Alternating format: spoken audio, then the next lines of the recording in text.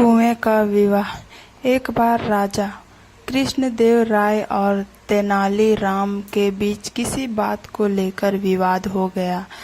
तेनाली राम रूठकर चले गए। 8-10 दिन बीत गए तो राजा का मन उदास हो गया। राजा ने तुरंत सेवकों को तेनाली राम को खोजने भेजा। आसपास का पूरा क्षेत्र छान लिया पर तेनाली राम का कहीं अता पता नहीं चला। अचानक राजा को एक तरकीब सूझी। उसने सभी गांवों में मुनादी कराई, राजा अपने राजकीय कुएं का विवाह रचा रहे हैं। इसलिए गांव के सभी मुखिया अपने अपने गांव के कुओं को लेकर राजधानी पहुंचे। जो आदमी इस आज्ञा का पालन नहीं करेगा उसे जुर्माना में 1000 स्वर्ण मुद्राएं देनी होगी। मुनादी सुनकर सभी परेशान हो गए। भला कुएं भी कहीं लाए ले जाए जा सकते हैं। जिस गांव में तेनाली राम भेष बदलकर रहता था वहां भी यह मुनादी सुनाई दी। गांव का मुखिया परेशान था। तेनाली राम समझ गए कि उसे खोजने के लिए ही महाराज ने यह चाल चली है। तेनाली राम ने मुखिया को बुलाकर कहा, मुखिया जी आप चिंता ना करें, आपने मुझे गांव में आश्रय दिया है इसलिए आपके उपकार का बदला मैं चुकाऊंगा। मैं एक तरकीब बताता हूँ।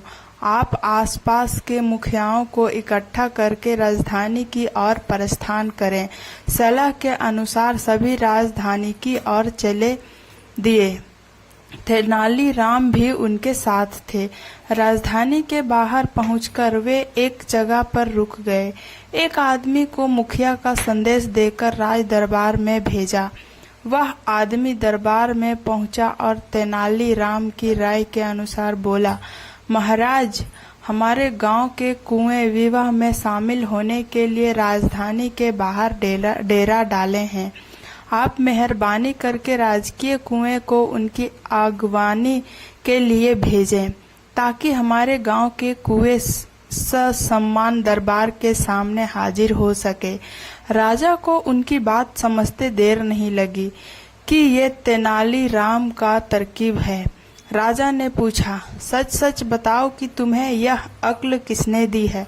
राजन, थोड़े दिन पहले हमारे गांव में एक परदेसी आकर रुका था, उसी ने हमें यह तरकीब बताई है, आगंतुक ने जवाब दिया।